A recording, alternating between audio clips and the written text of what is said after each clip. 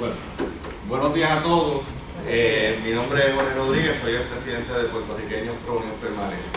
Voy a compartir con ustedes, sabiendo de antemano de que el orador principal de este acto lo es el ex gobernador, ex alcalde de San Juan y ex comisionado residente y uno de los pilares del movimiento estadista en Puerto Rico, don Carlos Antonio Romero Barceló, que nos hace un gran honor con su presencia aquí y nos da un gran ejemplo de persistencia en la lucha, porque cuando otros se han ido a otros menesteres, don Carlos está hoy aquí haciendo el trabajo que le toca a todos hacer. No es de un hombre solo, es de todo un pueblo. Y para dar una reseña breve, yo nací en el año de la fundación del Partido No Progresista, de una familia proveniente del Partido Republicano, de don Miguel Ángel García Méndez, que nació también en mi pueblo de Aguadilla. He visto de adentro la trayectoria del gobierno, con cerca de 30 años, una carrera que inicié en la oficina del Contralor, combatiendo la corrupción y el crimen de cuello blanco. Me he preparado académicamente, he logrado una maestría, fui estudiante de promedio posgraduado más alto de mi clase, con 4 puntos. Posteriormente hice el grado de Juris Doctor de la Escuela de Derecho de la Pontificia Universidad Católica de Ponce. Y hemos seguido el esfuerzo que iniciaron unas personas de la generación de don Carlos, cuando estaba en Aguadilla, una organización que se llamaba Avance Estadista Incorporado. Avance Estadista Incorporado, luego de la desaparición de sus fundadores, se convirtió en Puertorriqueños Pro Unión Permanente, un mecanismo para darle una expansión al mensaje pro la estadidad y a la misma vez rescatar el concepto de la unión permanente de las manos de los que la han utilizado fraudulentamente. La única unión permanente con los Estados Unidos es la estadidad. Así que dejamos en el uso de la palabra a don Carlos Romero Barceló.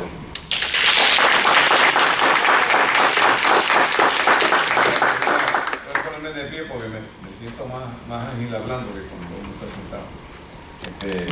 Y les voy a hablar no solamente de lo que hemos estado haciendo o no se estaba haciendo, sino quiero hablarles también sobre la posición nuestra de Puerto Rico en este momento. Porque yo me he sentido bochornado cuando vamos a buscar dinero y a pedir dame igualdad, pero cuando hablan de responsabilidad contributiva, no, a mí no me toca. Y yo creo que eso nos hace ver mal, nos ha creado una mala impresión en el Congreso. Y eso es algo que tenemos que echar hacia un lado y tenemos que buscar cómo presentar nuestro caso y no a base de pedir. Y conjuntamente con esto también estamos diciendo que que la culpa de nuestra situación económica es los Estados Unidos. ¿Por qué? Por habernos dado la oportunidad de tener bonos, emitir bonos para obras y lo que fuera que quisieran hacer los bonos. Triple tax system, o sea que no pagan ninguna contribución, totalmente excelente. Y eso los hacía bonos preferibles y por lo tanto vendíamos bonos sin poder. Y eso es culpa de los Estados Unidos. Pues, ¿quién cogió el dinero prestado y quién lo usó? Nosotros. Miren, si ustedes le ofrecen algo y usted lo acepta, entonces sale mal. Le sale mal a usted porque lo hizo mal. Entonces, es culpa de que le prestó la... No, mire. Y eso se siente, el representante y senador, a lo mejor no le dice nada para no atropellarlo, pero dice, pero que se han creído. Yo creo que en la actitud que está ahora que se han creído, y con todo eso han sido sumamente generosos. Entonces yo he oído hasta en la radio, que si fuéramos una república, pues aquí estaría todo el mundo, en el mundo entero, dándonos dinero. Óigame, y cuando eso pasa en otros países, ¿quién es el que cae siempre que más da? Los Estados Unidos, sin que sean ciudadanos americanos. Y a nosotros obviamente no nos han tratado igual que se trata a los estados. ¿Por qué? Porque no tenemos ahí representantes y senadores que estén vigilando por los intereses de nuestro poder político, que en la democracia es esencial. En la democracia el poder político es lo que mueve, y el poder político es los votos, y los votos y las personas. Vamos a definir la democracia. ¿Qué es la democracia? La democracia es una forma de gobierno donde la soberanía reside en el pueblo.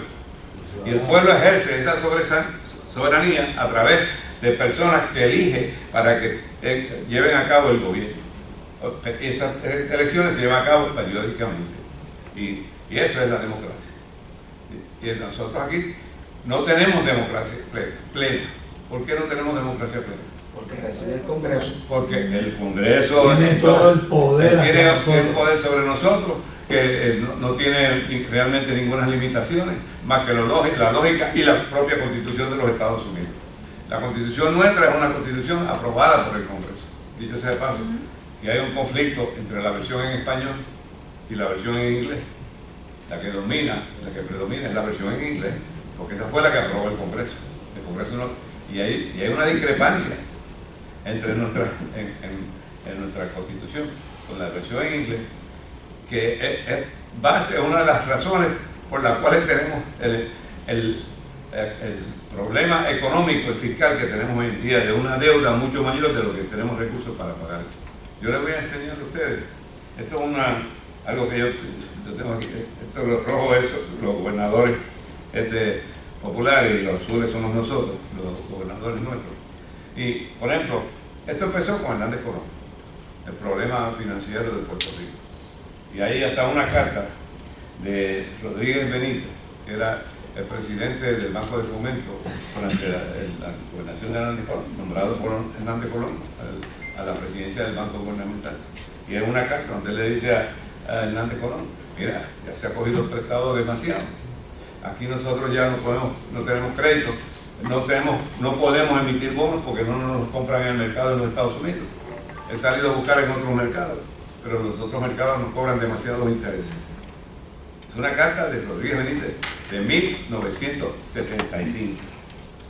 Y esa carta, pues, obviamente Hernández Colón no le hizo caso. Lo que hizo fue que le pidió a su secretario de Justicia, Panchito de Jesús, que le viera a ver cómo es que se podía coger prestado para cuadrar el presupuesto. Sí. Juan Carlos, yo estuve en la convención cuando usted se presentó con Soraya. ¿Está usted consciente que el Senado de Estados Unidos precisamente volvió a repetir de nuevo lo que hizo con la ley Foraker? Lo volvieron a hacer de nuevo como para insistir en que nosotros no somos parte de Estados Unidos, y eso de que no somos parte en realidad es un engaño, porque ellos crearon la ficción de extranjero en sentido doméstico para mantener una jurisdicción esclava.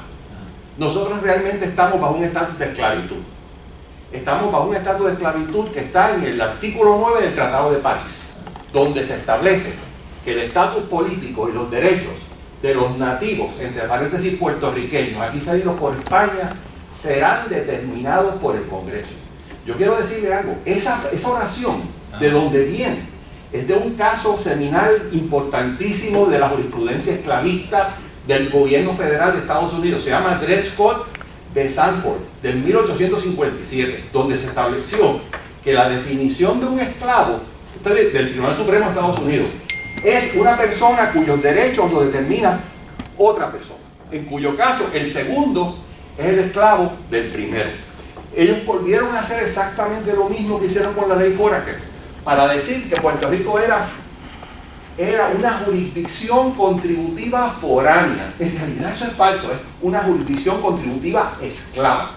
Y yo quiero decirle que el problema que tenemos nosotros de reclamar los derechos es que la esclavitud, por definición, es la carencia total de derechos. Eso es lo que es la esclavitud. Es que eso no es correcto. Nosotros no somos esclavos. Pero el problema es... Nosotros tenemos unas libertades que ya quisieran en otros países que son libres tener las libertades que usted se refiere. Las libertades personales. Pero esas libertades personales no vienen de la Constitución. Eso es... De la Constitución de los Estados Unidos. No, está equivocado. Sí, señor. Yo encontré Sí, el informe de intención legislativa de la ley Foraker. El informe de intención legislativa, S249.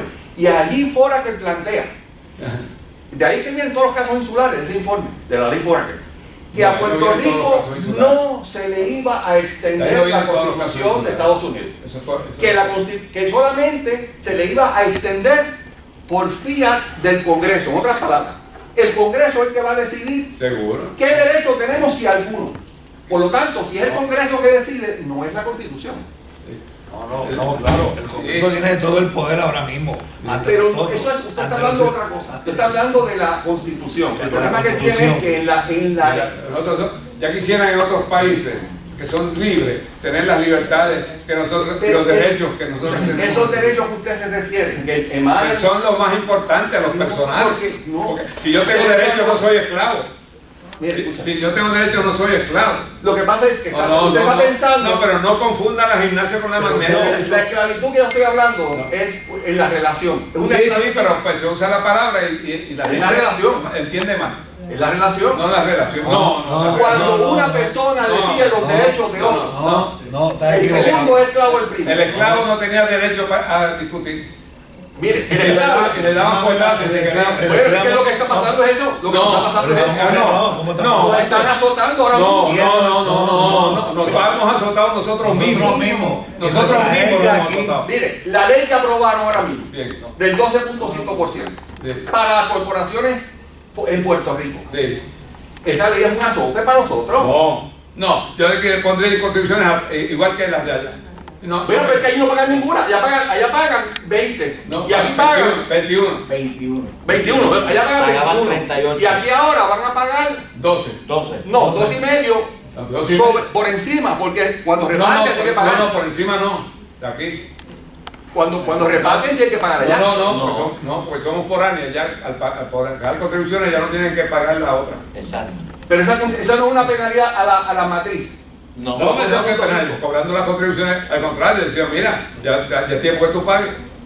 Pero lo que yo no entiendo, yo pensé que Que era la mira, matriz. que pague, era la que más penalidad. gana. No. Es a la matriz. No, la que está aquí es la que No, hay que está pagar. aquí. La que está aquí paga la penalidad o la paga la matriz.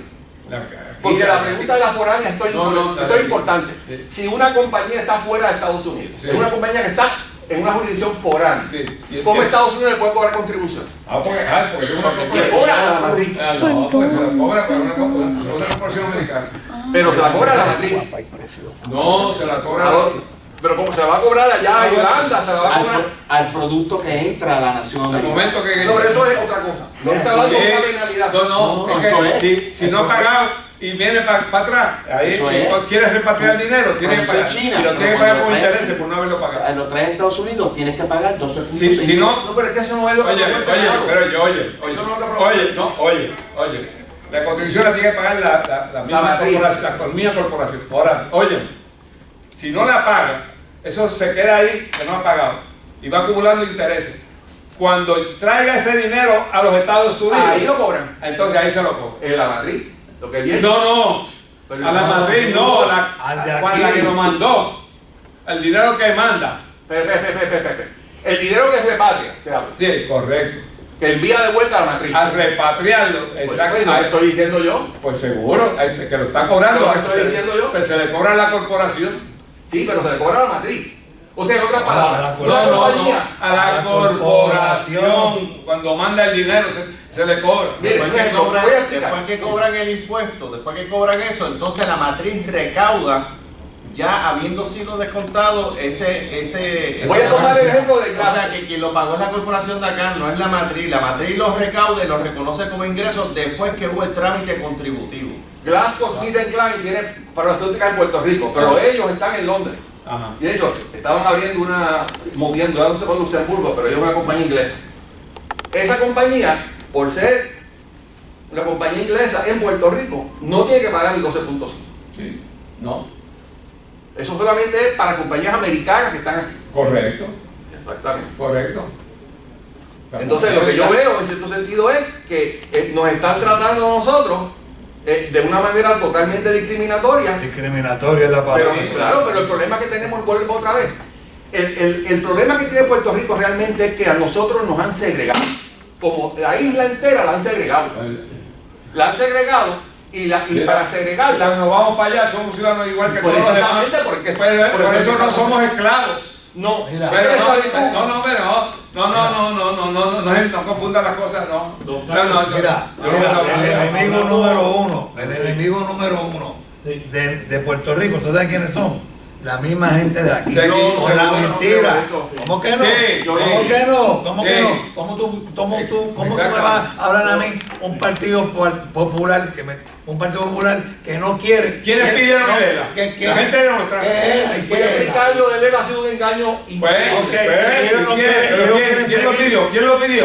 Y lo Y ratificaron. ellos quieren continuamente. seguir como ciudadanos El pueblo de- americanos sin derecho. Eso es inaceptable. Ok, vamos. Inaceptable. Vamos, Siga, siga. vamos suscribiendo al orden del trabajo y al tema de Es la... inaceptable. Por favor. Esos son nuestros ¿Qué enemigos. ustedes tienen que decir en el mito que hay ahora de que el Congreso o algo está reacio a admitir el retorno de Puerto Rico como Estado porque estamos quebrando?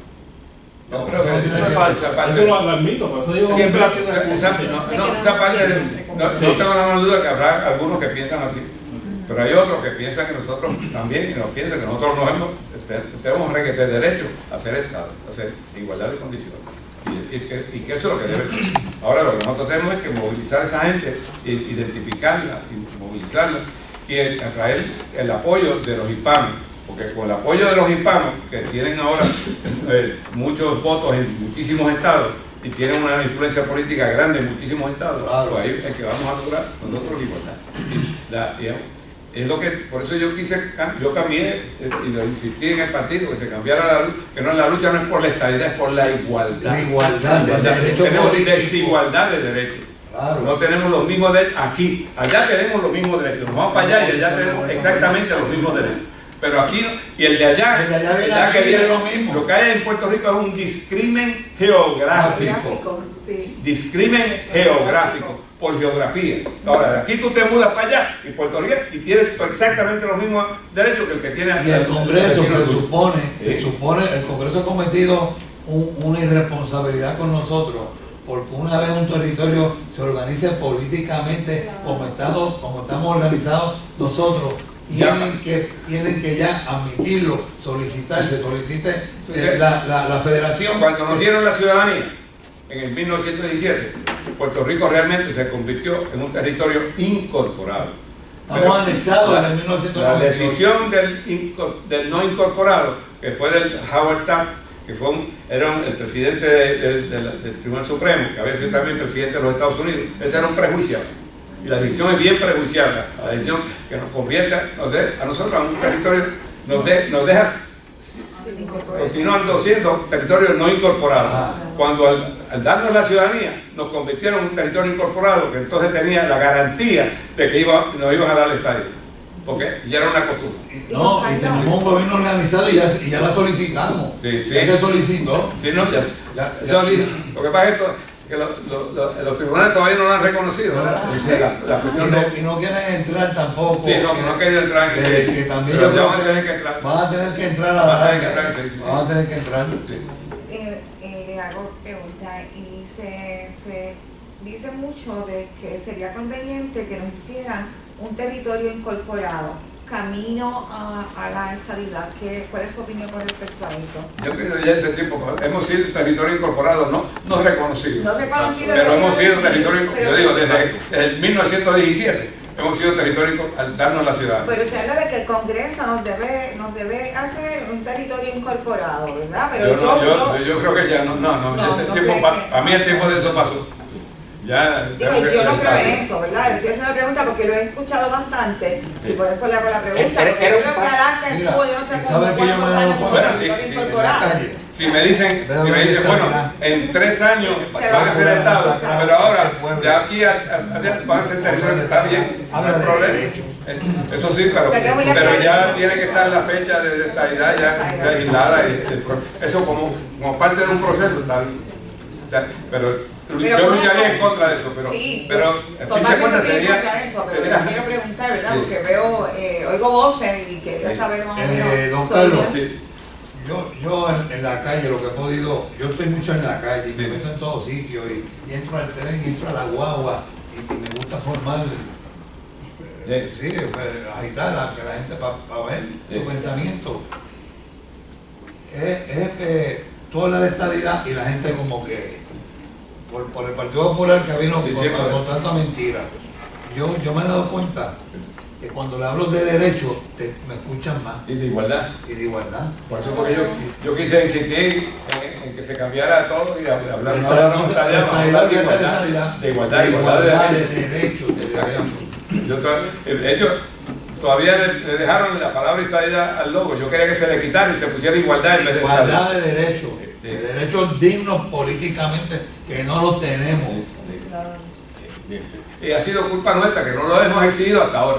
No lo hemos exigido hasta ahora. Y el partido que supuestamente, porque dentro del partido hay muchos políticos que yo no creo que sean estadistas, que están colados, pero vamos, eso es otro punto, pero porque lo demuestran en su hablar, pero eso es otro punto.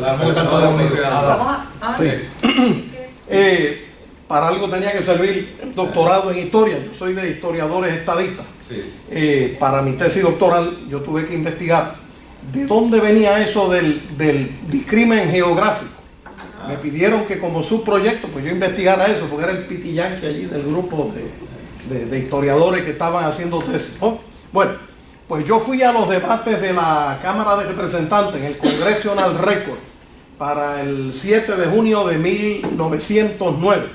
Y está el speaker de la Cámara, Joseph Gurney Cannon, por eso es que el edificio importante allí se llama el Cannon Building, y Cannon está siendo interpelado por Sladen, líder, el whip de la mayoría republicana, y le dice, señor distinguido, señor speaker, ¿qué problema usted ve con reconocerle un estatus de plenitud de gobierno propio a esa gente de Puerto Rico?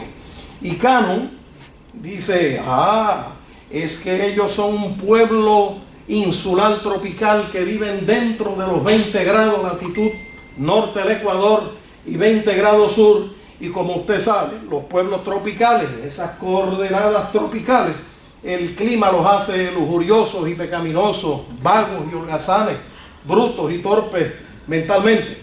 Entonces le imparte características de negros y de indios, y por lo tanto ese pueblo de Puerto Rico pues no está apto para disfrutar los esplendores del gobierno propio, un estatus de plenitud de gobierno propio. Entonces hay que tutelarlos, hay que tenerlos bajo supervisión y restricción. Eso es otra palabra, poco más lo que dice también Howard Taft en su definición del sur.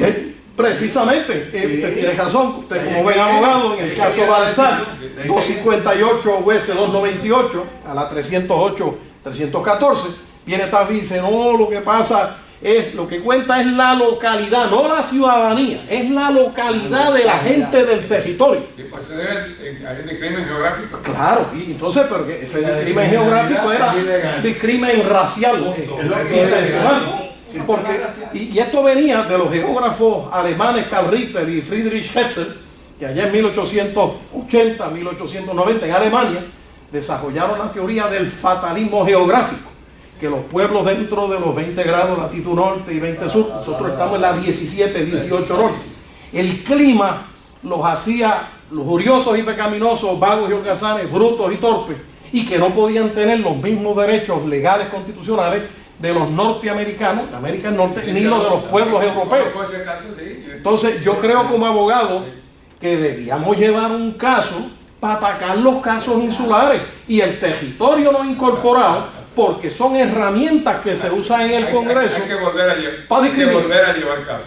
Hay que volver a llevar. Se han llevado y el Supremo no ha querido entrar. Pero que quede claro que lo del ahora podemos entender el discrimen geográfico es discrimen étnico y racial intencional, como lo dijo mi amigo el juez Gustavo Ángel. Eso fue el principio. Las cosas empiezan de una forma y después determinan. Ahora es sencillamente por geografía. Ahora no hay ese prejuicio en los Estados Unidos.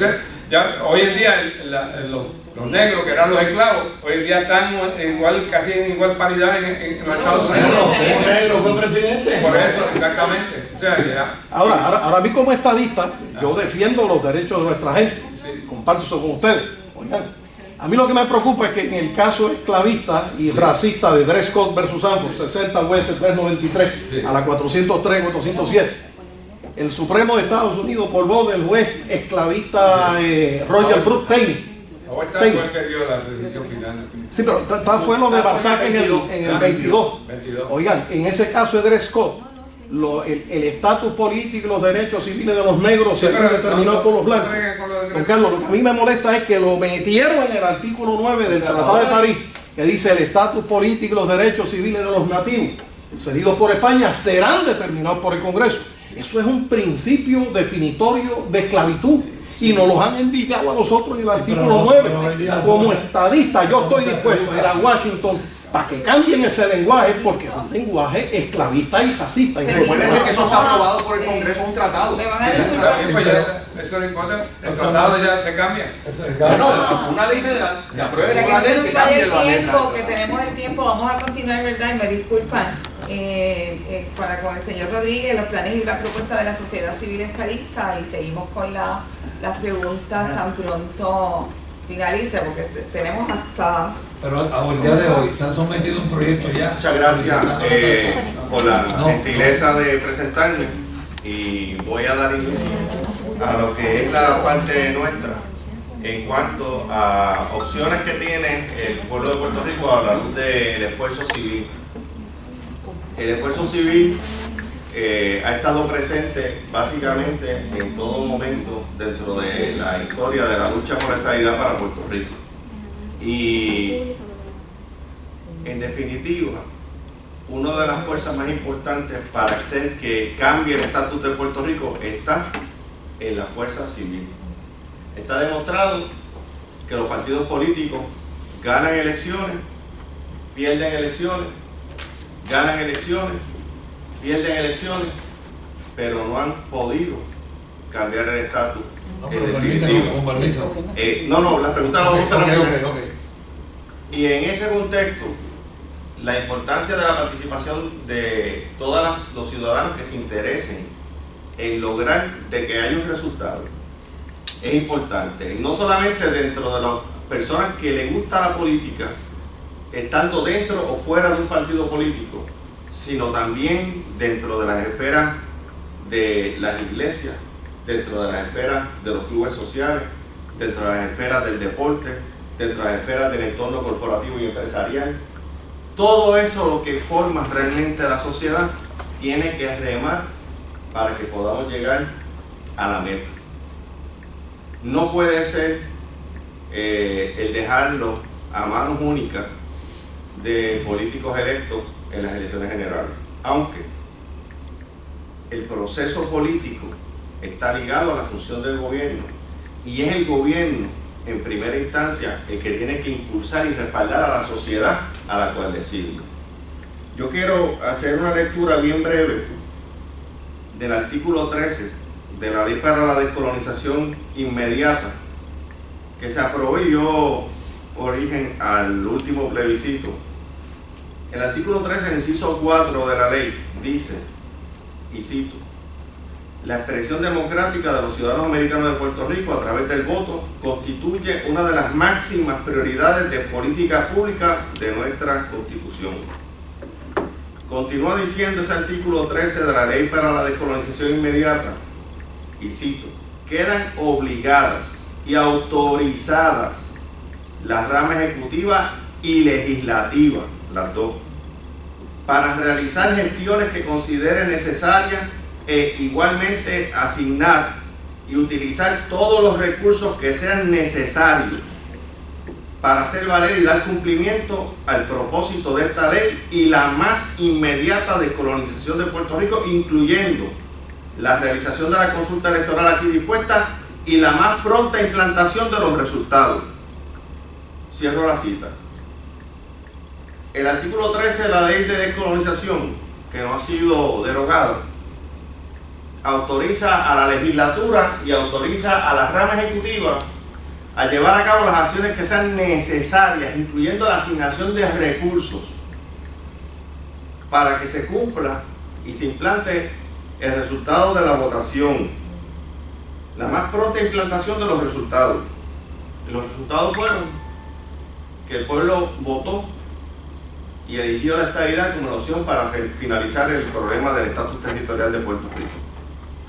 La sección 402 de la ley promesa, que es la que crea la Junta de Control Fiscal, tiene una disposición que le prohíbe a la Junta interferir en forma alguna en el proceso de finalización del problema del estatus de Puerto Rico. Lo dice literal y clara e inequívocamente. La Junta está impedida de impedir el proceso, y como la Junta básicamente tiene un poder en términos de cómo es el gasto público del presupuesto general de gastos del gobierno de Puerto Rico, las asignaciones que pueda aprobar la legislatura de Puerto Rico o el Ejecutivo para propósitos de cumplimiento del artículo 13 de la Ley de Descolonización, que dice que va a asignar los recursos y los esfuerzos que pueda hacer tanto la legislatura como las ramas ejecutivas para que se haga valer el resultado, ese dinero no puede estar impedido por parte de la Junta de Control Fiscal.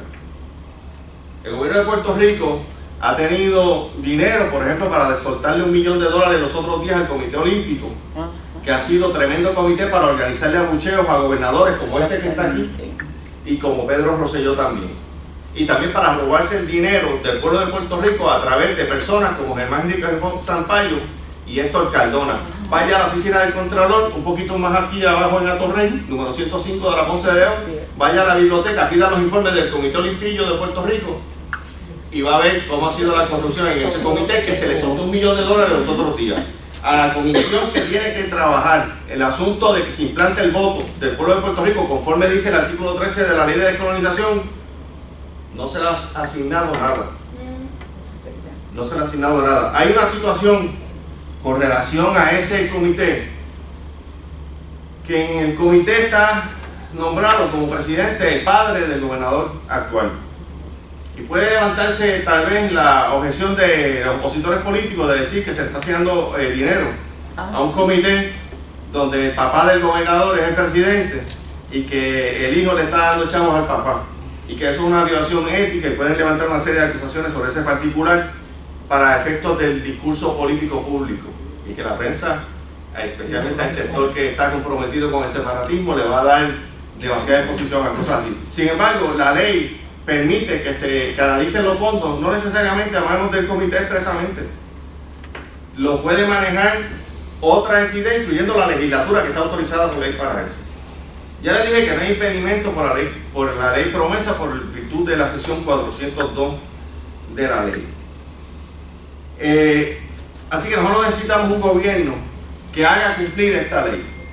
Necesitamos que la legislatura que va a aprobar el próximo presupuesto, que se va a estar formando para que inicie ese periodo de gasto del 1 de julio próximo, que es el inicio del año fiscal, contenga una partida de dinero que atienda el cumplimiento de los resultados del voto del plebiscito conforme a la Ley de Descolonización, que en el artículo 13 dice que queda autorizado a la legislatura y la rama ejecutiva para gastar ese dinero. Y le voy a decir lo siguiente, miren, esto se trata de valores, de principios y también de dinero.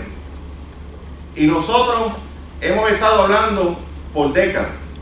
Yo nací en el año de la fundación del PNP, de una familia estadista. Yo de niño iba a las reuniones cuando Luis Ferré era el gobernador. En el 72, no olvido cuando perdió las elecciones y ganó Hernández Colón. Yo era un niño. Y de ahí en adelante, yo he visto la trayectoria del PNP desde adentro, porque mi tío, que se llamaba Jorge Rodríguez, fue el primer presidente de la juventud que tuvo el PNP en Aguadilla, electo por los jóvenes de Aguadilla. Y mi padre, que se llama Víctor Rodríguez, fue vicepresidente del partido, instructor electoral y muchas posiciones ocupadas. Así que he visto la película básicamente casi desde que comenzó. Lo que no me aprendí, porque no estaba vivo viéndolo, lo aprendí porque me leí los libros de García Méndez, me leí los libros de Antonio Piñero Calderón y de otros líderes estadistas que han escrito sobre la historia de este movimiento. Tenemos un problema muy serio y tenemos que utilizar una estrategia que atienda los diferentes puntos de resistencia para que nosotros completemos el paso que nos falta. Los votos para la estadidad están en el Congreso Federal para que aprueben la ley de admisión. Allí es que hay que pelearlo. Nosotros ya hicimos los plebiscitos. Nosotros estamos autorizados por el pueblo de Puerto Rico a movernos a hacer el Estado 51 de la Unión. El estatus que tenemos perdió el consentimiento de los gobernados, no ayer, en el 1993, porque cuando Pedro Rosselló hizo el primer plebiscito, donde ganó lo mejor de dos mundos con 48%, 48% es menos de la mitad del electorado legítimo de Puerto Rico, y desde ese momento Puerto Rico le quitó la autorización a la continuación del estatus territorial porque no cuenta con la mayoría del voto del pueblo puertorriqueño avalándolo en las urnas. Ganó el 48 de pluralidad con la estadidad con un 46. Yo participé en esa campaña y participé en la del 98 y estuve en el proceso del 98 que Carlos Romero Barceló era comisionado residente y visité el Congreso con otros pueblos puertorriqueños, oficina por oficina, sobre 200 oficinas en la Cámara de Representantes apoyando el proyecto Young.